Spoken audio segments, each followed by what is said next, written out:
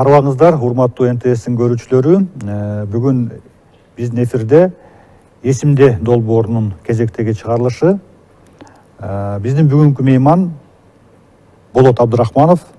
Болот байкени көпчүлүк чоң таштагы репрессияланган 138 адамдын сөөгү табылышына байланыштуу окуяларга менен билебиз. Ошону жарыялап, ошол иштин башында турган адамдардын бири 1992 жылдагы окуя. 91 жылы, 92 жылдары аерге расмий түрдө ошол иш-чаралар өткөн болчу. Болот Абдырахманов ал учурда КГБнын капитаны, азыркы учурда Улуттук коопсуздук комитетинин ардагери, запастагы полковник. Болот байке, айтсаңыз, бүгүнкү биздин интервьюбуздун башкы себеби мына сиз жазган 10 томдуктун бет ачары, мына жакында эле бет ачары болду. Бул 10 томдуктун маңызы, мазмуну эмнеден турат? Сиздин чыгармаңызбы же бул архивдик документтерби? Эми рахмат биринчиден ушу чакырганыңарга, ушу биздин тарыхка кызыгып, ушу китеп менен дагы ушу кызыгып чакырганыңарга чоң рахмат. Эми бул китептин тарыхын айта турган болсок, бул коллективдик иш болду. Бул негизги коопсуздук комитет материалдары. Буну качан башталды деп мисалы сурасаңыз, өзүңүз айткандай башында мына чоң ташты эстеп кеттиңиз. Ошо 91 жылы чоң таш ачылды. 91 жылы 30 август ошол кайра көмүү, жанагы табылган сөөктөрдү кайра көмүү аземи болду. Вот он, где Айтматов Тюрикул установлено. Обвиняемый Айтматов, являясь выходцем из антисоветской Баеманапской среды 26 года, был завербован в социал-трудовую партию из вот это, кем? Исакеевым, Баялы, работавшим в то время в Каракольском окружкоме ВКПБ. Айтматов был осведомлен Исакеевым и другими участниками организации проводимой контрреволюционной, террористической, шпионской, диверсионно, предательской, вредительской деятельности. Негизи ошол учурдан баштап Кыргызстанга 31 августта эгемендикти жарыялады, билесиз.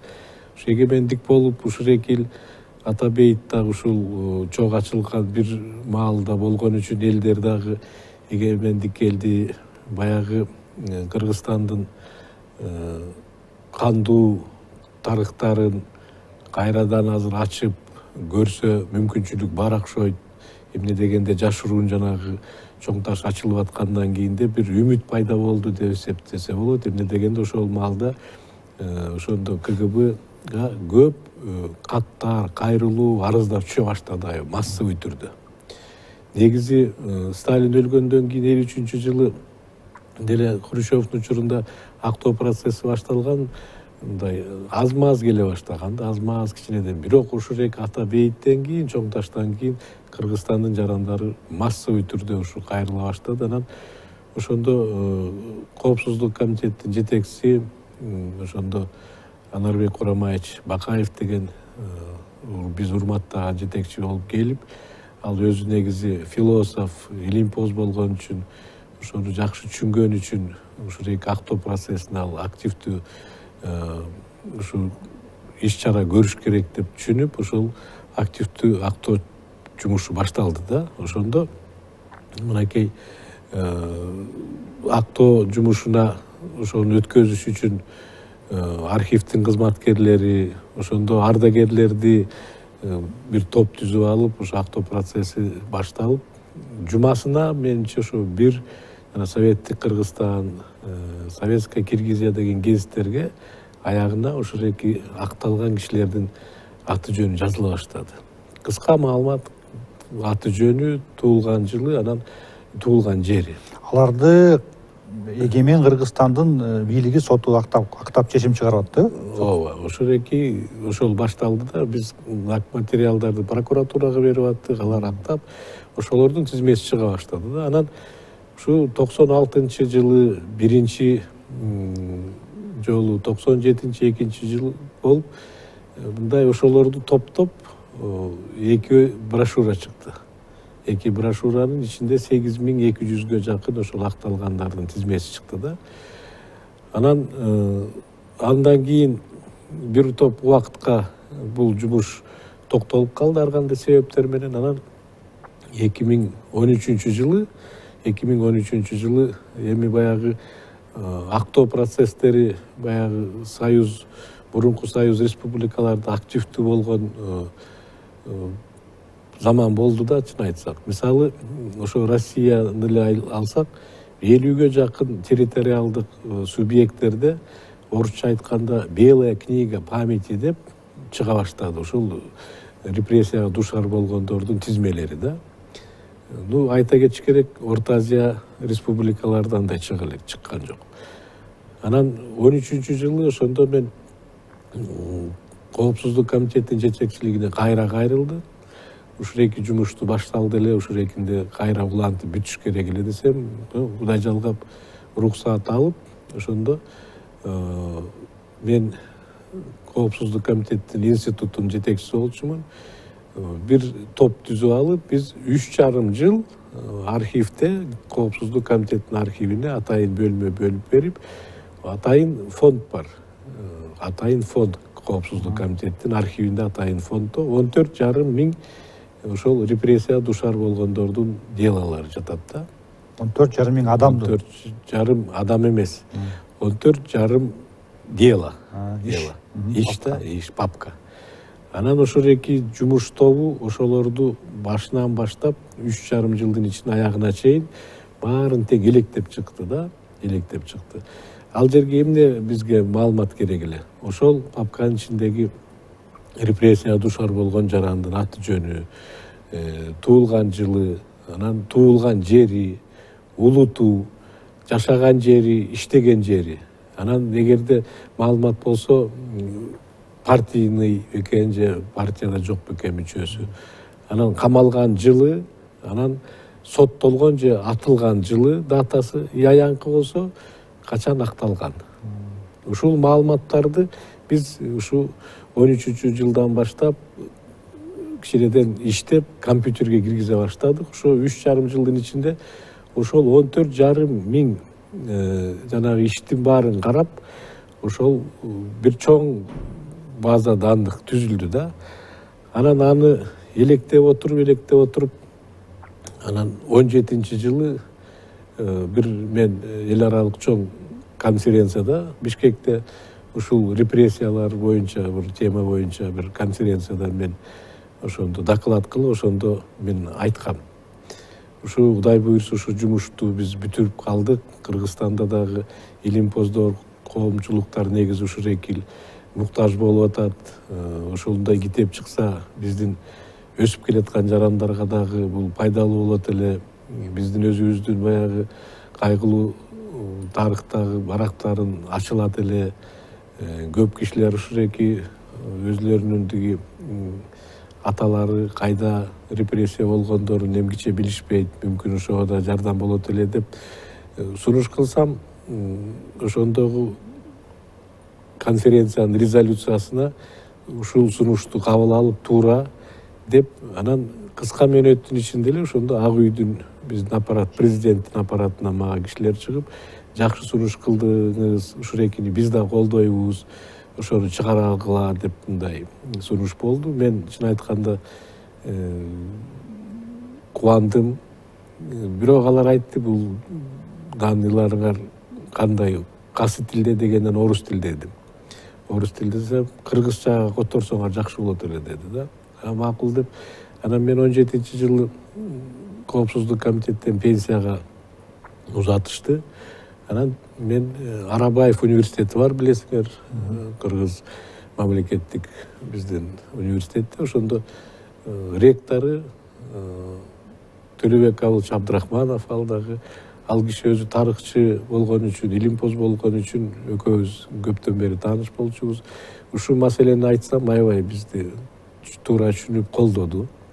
Келгиле ушу бир топ түзөлүк дагы, анда кыргызча которо баштайлык деп, ошол киши көмөк көрсөтүп, ушу университеттин филологдорун ошо топ түзүп алып, бир 10 чакты киши. Биз 1,5 жылдын ичинде жанагы болгон материалдын баарын кыргызчага которуп чыктык.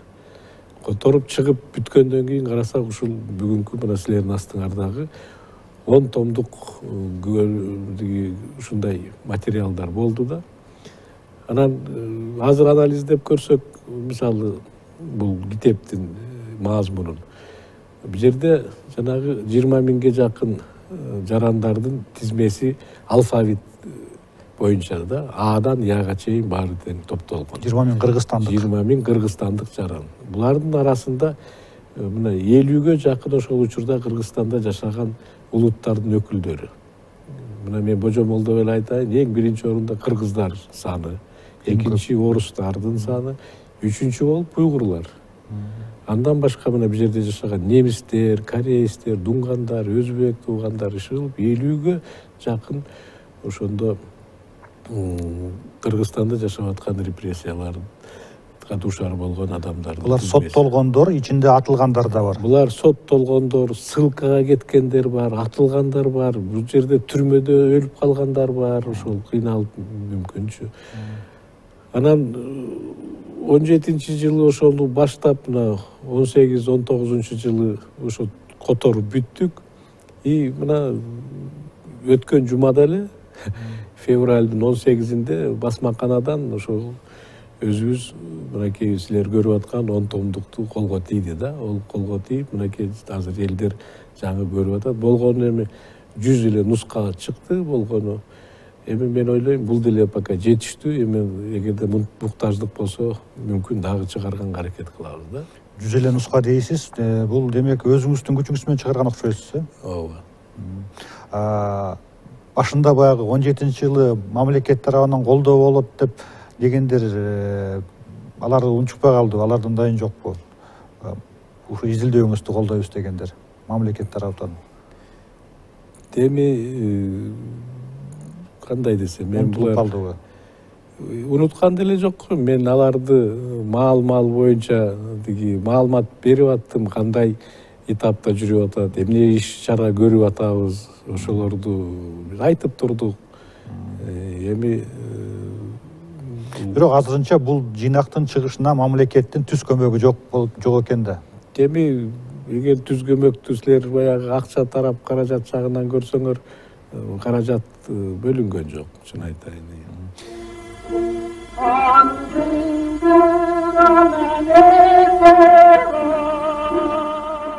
20 миң адамдын тагдыры деп коелу шарттуу түрдө. Бул жерден баягы алардын анкеталык эле маалыматпы? Мисалы, баланчанчы жери төрүлгөн, түгүнчө, ынчанчылы соттолгон, атылган же акталган деп, алардын канчасы, ошо 20 миң канчасы атууга дароо эле өкүм чыккан, канча адам экен?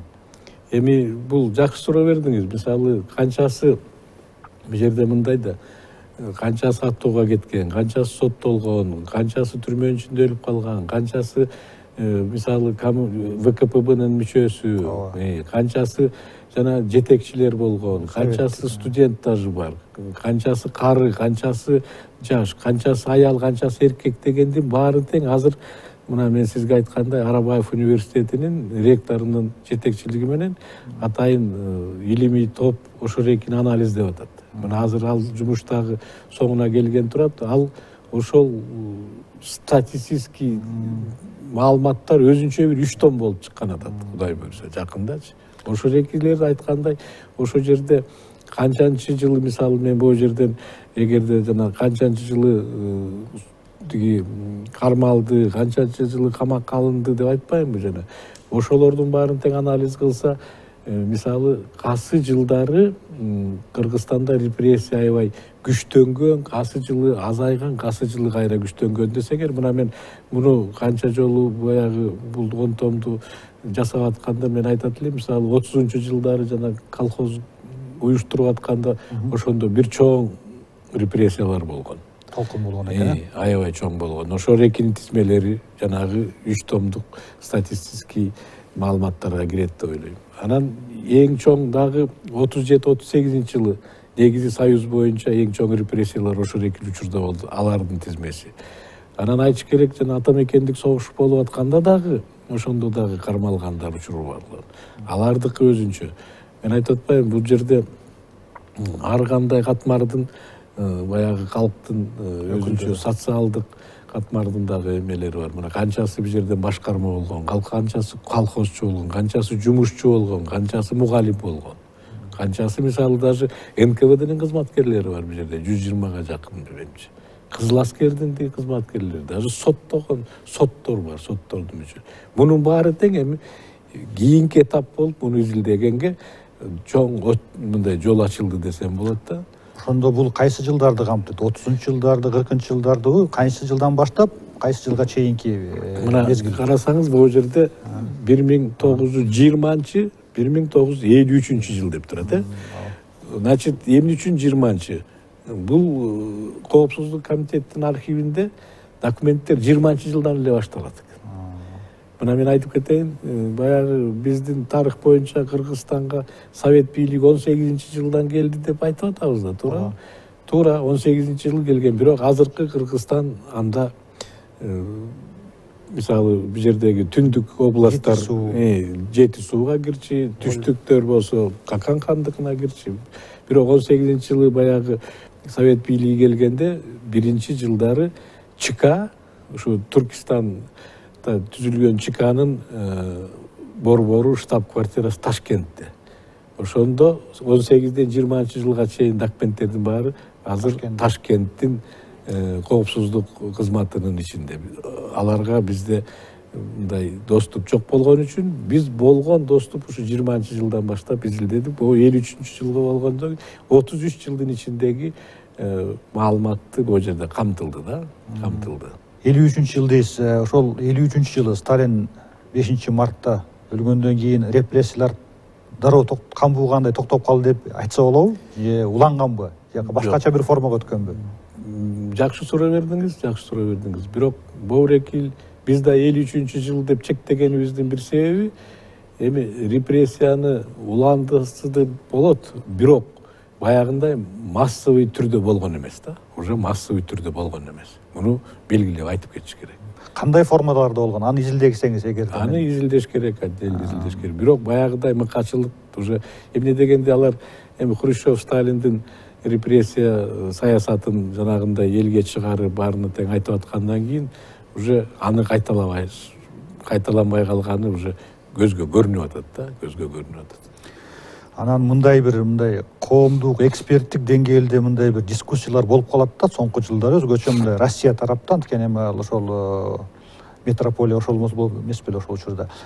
Бериянын ролу жөнүндө. Бул жерден эле ошо статистикалык ыкма менен билинсе болобу, мисалы 37-жылы эң пикке жеткен чегине жеткенде бул Ежов. Ага чейин Ягода Ежовдун учурунда, өзгөчө Ежовдун учурунда күчөгөн, баягы ылгабай эле миңдеп, 10 миңдеп, 100 миңдеп камап, соттоп, атып жиберген. Чынында Бериянын учурунда, Берия келгенден кийин Ежов өзү жазаланып атылып, Берия келгенде репрессиялардын толкуну басаңдап, азайган деп жүрүшөт да Лаврентий Бериянын учурунда. Ошол эми ал кызматка келген учурду эске алып туруп, ушул сиздин документтерди салыштырса, чын эле ошондой тенденция байкалабы же өзгөрүү жокпу? Негизи эми бул Сталиндик режимдин негизги табыйгаты ошодо.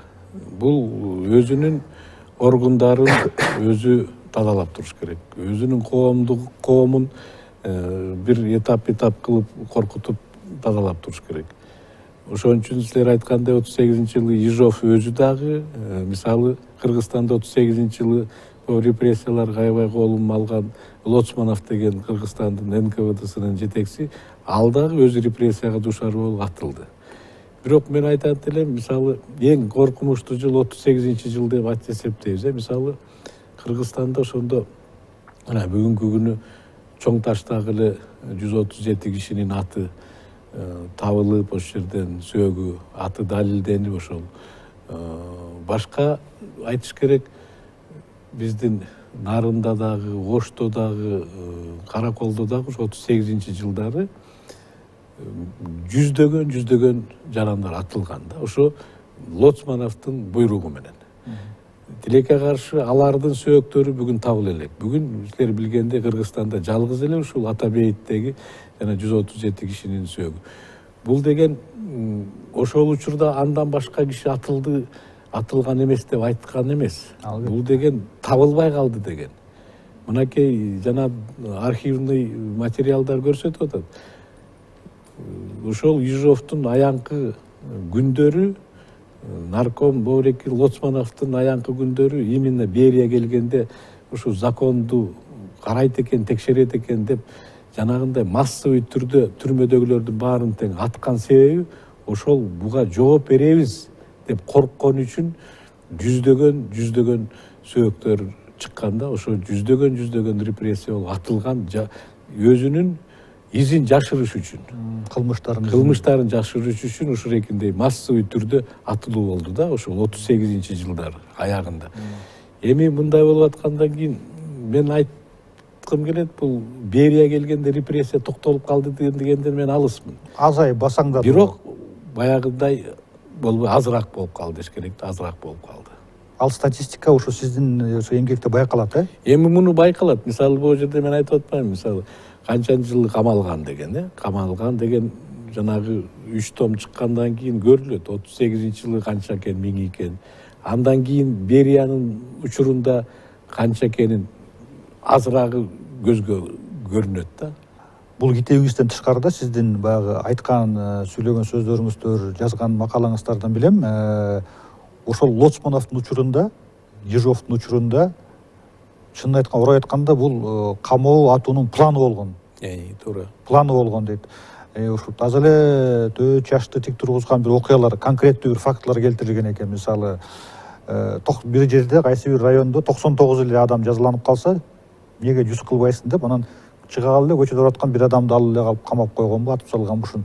Ушул чын эле ошондой болгонбу? Чын эле ошондой болгон, чын эле ошондой. Эмне дегенде, мынакей жанагы ушул репрессиянын эң күчөп турган учурда бул мамлекеттик системада НКВД, мамлекеттик органдардын пирамидасынын эң чокусунда турган НКВД болчу. Бул законго дагы, башкаларга дагы баш ийбей, ошондо Ежовдун айткан өзүнүн сөзү бар.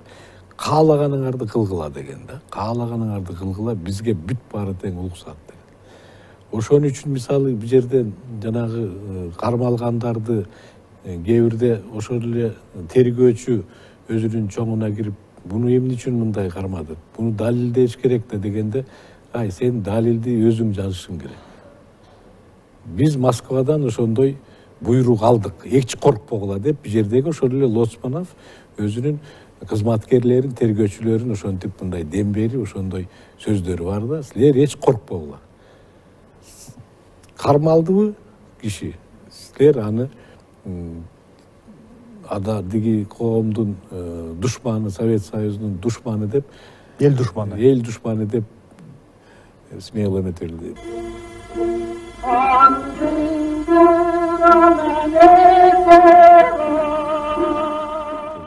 Буларга мындай план келет да, план. Москвадан план келет. Вот мисалы мен силерге айтып коеюн, жана ошол учурда Москвадан Тухачевскийди маршалды, 7-8 маршал, 100ден ашык генералдардын баары тең Сталинге каршы чыкты деп репрессия кылды, туура. Ошол учурда мисалы НКВД Москвадан бүт союз республикаларга буйрук кетет. Аскерлердин арасында эл душмандарын издегиле деп. Издебесеңер, значит, өзүңөр жаман иштеп атасыңар, туура. Эмне дегенде булардын башына келген да бул. Окуй, мен буларды кармабасам, мен өзүмдү душман деп атат деп.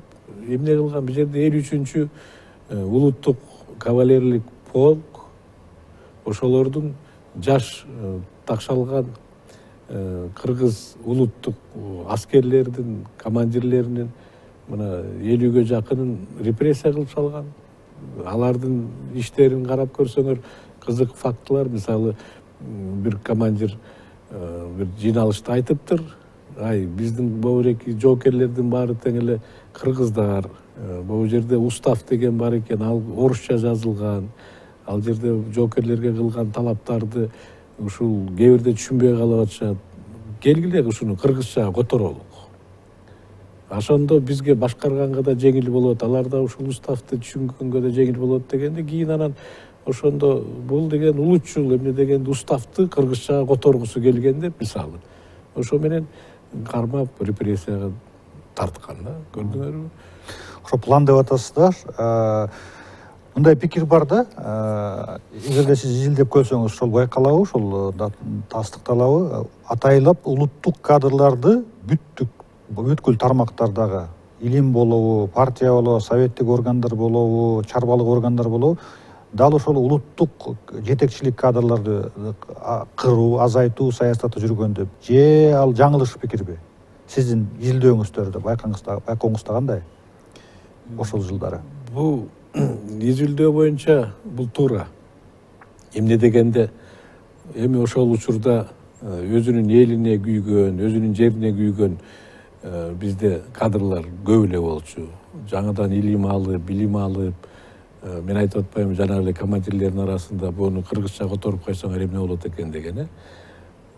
Булар улуттук сезимди көтөрүп атканда баягы тамыры менен жок кылганга аракет кылды. Эмне дегенде билесиңер, тарыхта Кыргызстандан көп эле интеллигенттер Ленинге чейин жазып, Москвага чейин жазып, силер Советтик Союзду түздүңөр, бүт баягы улуттардын баары эмелери тең, укуктары деп айтчу элеңер.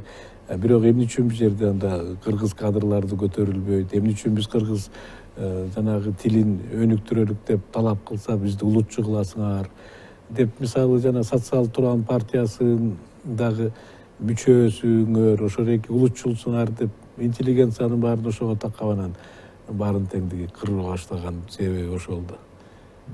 Негизи ушундай улуттук кадрларга карата болгон ушундай мамиле ошол жылдары Орто Азиянын башка республикаларында, Кавказда дагы байкалып болгонбу? Сиз эгерде мындай байкап көрсөңүз, ошондой эле бирдей эле тенденция жүргөнбү? Бирдей эле, ошо казактарда деле ошондой болгон, башка республикалардын баары тең эле ошондой болгон, баарында эле ошондой болгон.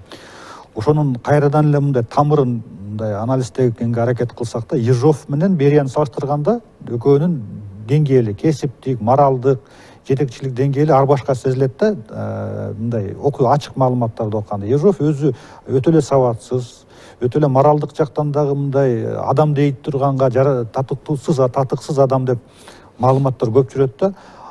Мүмкүн балким Берия деле канкор болгон, бирок Берия андан жогору акылы, билими, интеллекти, адамдык сапаты жагынан жогорурак болгон дейт да. Ежовдун бул ошондой өзүн билемдик бир жиндилигиби, орой айтканда, же Жугашвили Сталиндин кол астында ошонун көрсөтмөлөрүн аткарып турганбы? Неге мындай териштирбей эле жапырт кыра бергенде, чын эле акылга сыйбаган нерсе да, бул баягы пландай, баягы. Бул эми негизги жанагы тоталитардык сталинисттин табигаты ошондой болуп атпайбы, табигат. Талаптар ошондой болгон. Туура айтасыңар. Мисалы, биринчи чекистердин деле көбү сапаттуу билими жок болгондор. Кылмышкер түбөдөн чыгарган адамдар уголовниктер деп жүрүшпөйбү? Көбү бар ошондой. Ежовдун деле деңгээли баягы, бирок ошол учурда Сталиндин койгон талаптарын аткарган орган болуш керек болчу. Баягы 34-жылы Ленинградта Кировду атып кеткенден кийин, баягы билесиңер, Сталиндин негизги мындай лозунгу Советтик Союз дүйнө жүзүндө жалгыз, тегерегинин баары тең душмандар. Значит, биз деген ошо душмандар өзүнүн баягы саясатын өткөзүп атат. Биз ошого даяр болушубуз керек. Арабыздагы душмандардын баарын тең табышыбыз керек.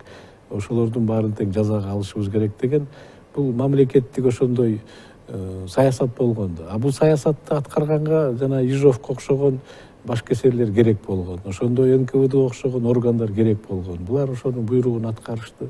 Мен айтып атпайм, Бөбүрөкөй, ошол учурда НКВДнын өзүнүн көп кызматкерлери, Кыргызстанда эле 120га жакын НКВД кызматкерлери буга каршы болгондор, мисалы түшүнбөйт, бул туура эмес дегендерди өзүлөрүн репрессия кылган. Бул ошо тоталитардык системанын өзүнүн табигаты ошондой, бири-бирин өзүн жеп турат, өзүнүн элдерди коркутуш үчүн, баягы коомдукту коркутуш үчүн. А Бөбүрөкөйдүн ордуна келген киши өзүнүн баягы өмүрүн сакташ үчүн жанагындай тияктан келген пландарды аткарганга аракет кылчу. Мына мен айтып атам, мисалы Кытайлар улутунун арасынан Кытайдан келген шпиондорду издегиле деп буйрук түшкөндө булар эмне кылган? Булар ошол учурдагы Фрунзе шаарына же Ош Караколдогу базарга барып туруп эле ошол эки жердеги уйгурларды, дунгандарды, силер деген Кытайдан келгенсиңер, Кытайдын шпионусуңар деп баарын пачкалап кармап, анан эки отдел өзүнчө баягы социалисттик мелдеш кылып, мен бул айда сен 5те отургуздум, шпион таптым, сен болсо 4те эле, эмне үчүн сен жаман иштеп атасың дегенде планды аткарыш үчүн барып дагы эки уйгурду базардан алып келип карап койчу. Же аны суракка деле алышпайт, ошо боюнча анан айлап жатып, анан ошол жерден анан атууга кеткен. Лоцманов ошол планды жакшы аткардың деп жетекчиликтен жеке машине 37-жылы премия сыйлык катары алган деп ошондой болгонбу? Лоцмановго машина кайрылыптыр деп. Эми мен чын айтканда Лоцмановдун ишин караган жокмун. Ал жетекчи болгондон кийин анын ишин Москвага алып кетиптир. Мүмкүн. А негизи ошондо бул НКВД өз ишин кылып жатты. План аткарып, чын эле баягы териштирбей эле камап, жазалап атып дегендей. Ошол учурда эл арасында айтылып калат азырга чейин, баягы бири-биринин артынан тоголо каршы жазып. Жөн эле жеке көрө албастык болобу, бирөөнү душман көрөт, атаандаш көрөт, карапайым элден баштап жогорку кызматтагы адамдарга чейин бир топтор ошол эле бийликтеги биринин артынан бири ошондой сая түшүп, бири менен ушул репрессия мезгилин бири-бири менен согушуу, күрөштү дагы колдонгон, жок кылууга деп. Ошондой элементтерди, ошондой белгилерди байкаган жоксузбу сиз?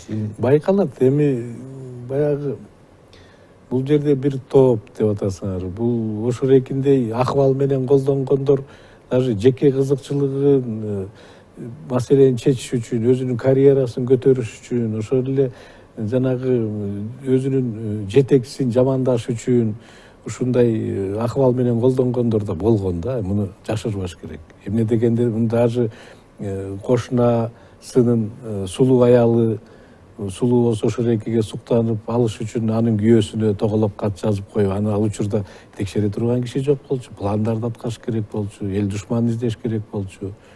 Көрдүңөрбү?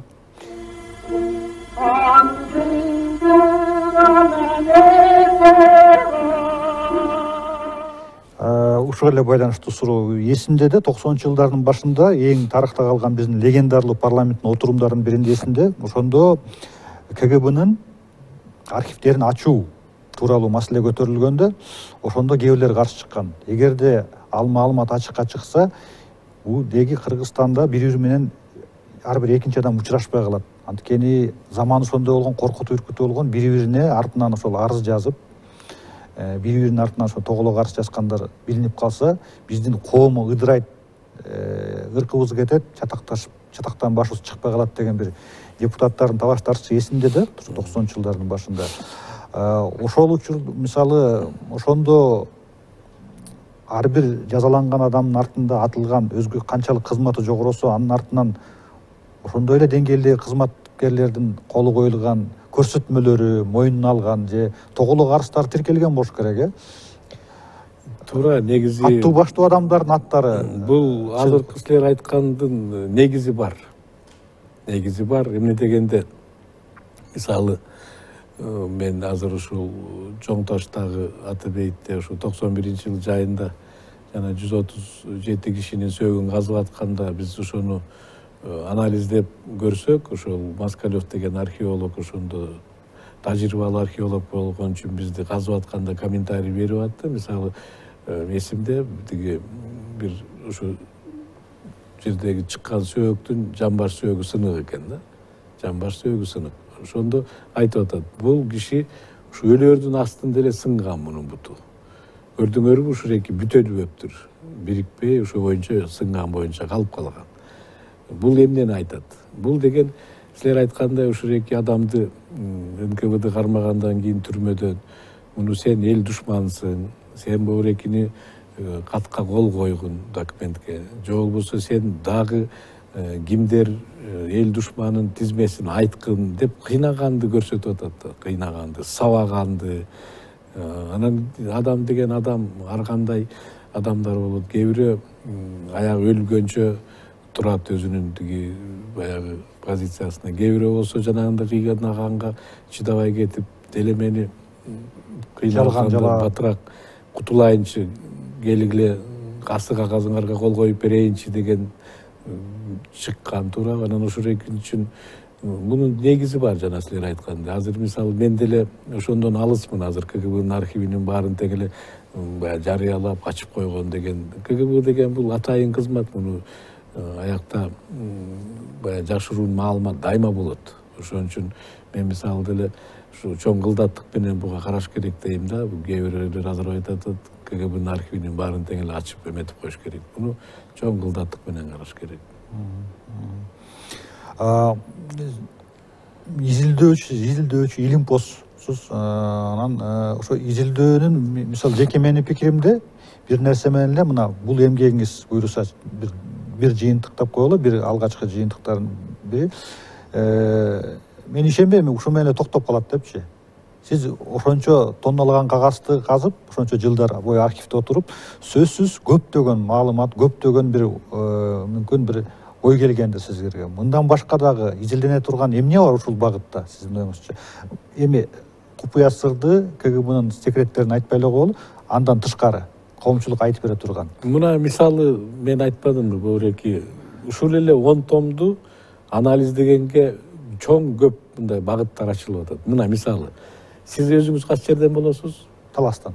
Таластан. Бүгүнкү күнү мисалы Талас областы боюнча ушул кандуу репрессия жылдары канча киши репрессия болгонун сиз Таластык билбейсиз, туурабы? Эч ким билбейт.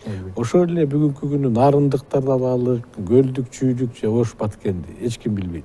Бирок бул китепти азыр анализдеп ушул экини чыгарсак болот да. Мына мен айтып атпаймынбы жана? Касы жылы туулган, кайсы жерде туулган деп. Ошо Талас областта дегендердин баарын өзүнчө бир тизме кылсак, бул жерде мисалы канча миңдегенби, жүздөгөндүн өзүнчө фамилиялар чыгат. Мына Роза Төрөкуловна Айтматова мен айткам, ушул экини таластыктардын тизмесин мага берчи болот. Эгерде бүткөндөн кийин мен ушул эки тизмени алып алып, таластык туугандарга кайрылып, мүмкүн Талас областной борборунда ошолордун аттарын чегебизби ташка же өзүнчө китеп чыгарабызбы? Ошол эле Нарындык туугандарга азыр ушул Нарындык төрөлгөн ушул жердегилерди алсак өзүнчө бир том болгон турат азыр. Өзүнчө том болуп, аларды изилдесек болот. Ошо Көлдүк же болсо ошол эле мисалы мен айтып атпаймынбы, 3-орунда бир жерде эң көп болгон уйгур туугандарды, ошол калыштуу ошол уйгурларды. Ошол экинин ушул 10 томдон ошо уйгурлардын тизмесин эметсек, алар 1 томбу 2 том болуп чыккан атат. Ала уйгурлар азыр карабалы, ал жерден өзүнүн ата-энесин карайбы, табабы, канчанчы жылы эмне болуп соттолгонбу, атылганбы. Бул астыда чын айтканда чоң жумуш турат. Бул башы гана дейсиз. Башы гана. Эми бул мен ойлойм, бул маалыматтар жашыруун болгон үчүн муну билбей атышты. Бирок азыр чоң мынакей астыда багыттар бар, муну изилдегенге мүмкүнчүлүктөр пайда болду да. Эми буга азыркы биздин тарыхчылар, илимпоздор, кызыккандар бар менимче. Азыркы муну жаштарга айтышыбыз керек да, азыркы муундарга. Эмне үчүн дегенде өзүбүздүн тарыхыбызды билбесек, особенно Бөөреки кайгылуу учурларды билбесек, өзүбүздүн алдыда ушул экиндейлер болбош үчүн эскерүү, бул эсте унутпай жүрүү, кайталанбас үчүн ушул экини азыркы муундарга айтышыбыз керек. Бирок тилекке каршы азыркы кээ бир жаштар билбеши да мүмкүн мындайлар, туурабы?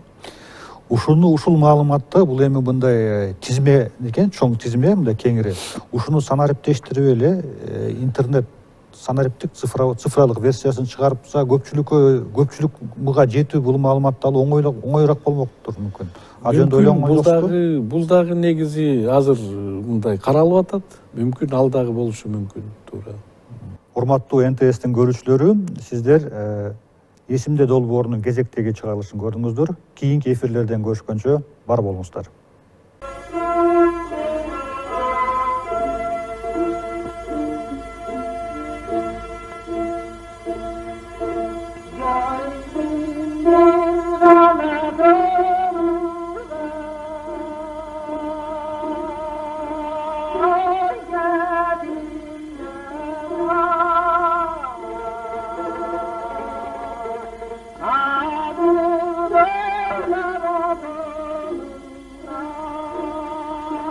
Ah